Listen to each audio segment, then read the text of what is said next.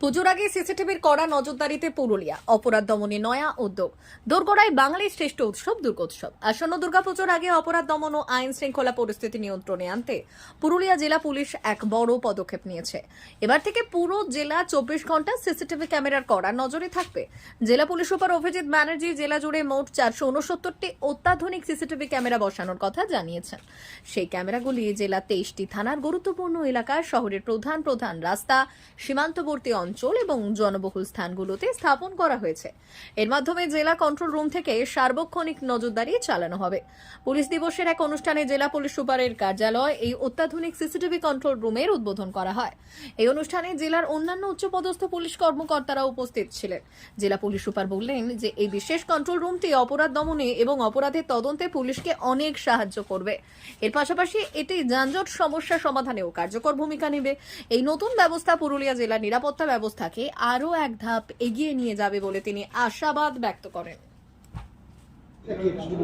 আমরা আমাদের ডিস্ট্রিক্টের বিভিন্ন স্ট্র্যাটেজিক পয়েন্টে যে সিসিটিভিগুলো ইনস্টল করেছি তার মধ্যে একটা মেজর পোর্শনকে আমরা ডিস্ট্রিক্ট কন্ট্রোল রুমে নিয়ে আসছি তার ফিডটাকে। এখানে এটা 24/7 একটা টেকনিক্যাল সার্ভিলেন্স হবে। এখানে যে ইনপুটগুলো পাওয়া যাবে বা যে জায়গায় মনে হবে যে আমাদের কোনো রকম স্পেশাল মেজার্স নেওয়ার দরকার আছে, এখানে যারা এটাকে মনিটর করছে তারা ইমিডিয়েটলি সেই কনসার্ন পিএসএ এবং কনসার্ন সুপারভাইজারি অফিসারদের সঙ্গে কথা বলে সেই স্পেসিফিক মেজার্সটা নেবে।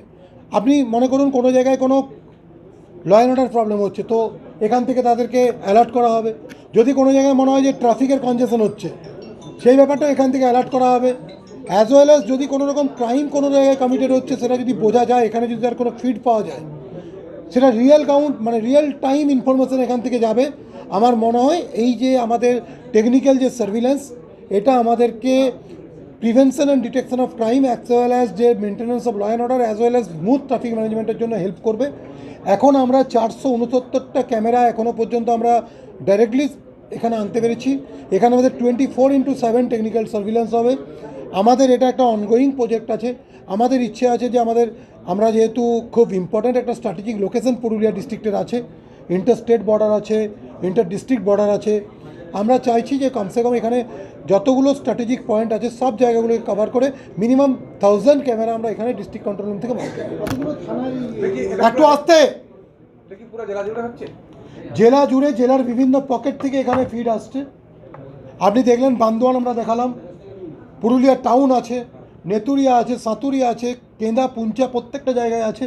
এছাড়া জয়পুর, আমাদের যে 23টা থানা আছে 23টা থানায় আছে।